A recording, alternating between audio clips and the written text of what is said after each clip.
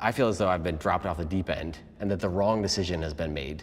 It turns into this explosive argument, and it's the biggest fight that we've ever had. There is this constant phenomenon that we've dubbed the ghost image.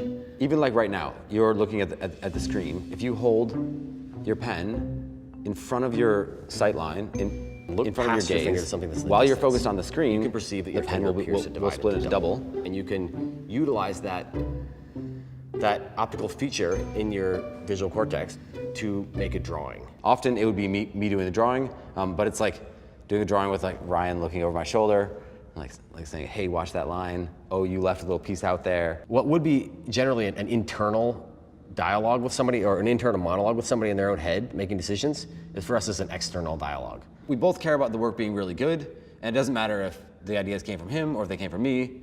And typically, we always agree on things. And it's like, I'm executing the vision for both of us. This piece that we're speaking about here was drawn at the Getty Center in Los Angeles. The decisions about how to deal with the light came into play. Where should the sun be? Which direction should the shadows be going? There was a really tight turnaround. We only had 23 days to do the entire piece. We're 3 weeks into a 4-week residency, and we're about 3/4 or more done with the drawing. All the buildings still remain white at this point. It could either be partially in shadow, or it could be entirely sunlit. I was strongly feeling that the punch and the crispness of having both faces bright white was appealing.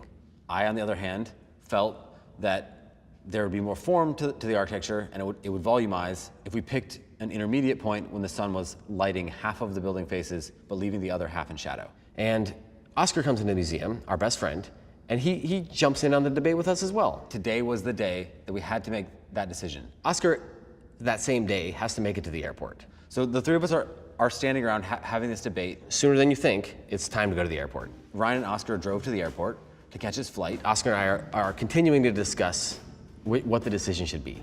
And because we were in such a rush, I went ahead and continued drawing and went and executed the decision that we had made. I drop Oscar off at the airport. I do a U-turn and I speed back up to the Getty. I'm like rushing to draw as fast as I can. Rush back down, maybe 2 hours have elapsed. He notices that I've gone ahead and changed the drawing. I was at a moment of deep turmoil. Pen marks have already been put down, and it's hard to take them off. The decision's been made, and it's sort of irreversible. And we're like at absolute odds. Even just the feeling of it of the ability to sign off on it being kind of taken away, probably added to the emotional blow of trying to decide if that was the best decision or the not the best decision. I'm completely invested in trying to make sure it's the best piece of art that it is. Ryan's obviously completely invested in trying to make sure it's the best piece that it can be.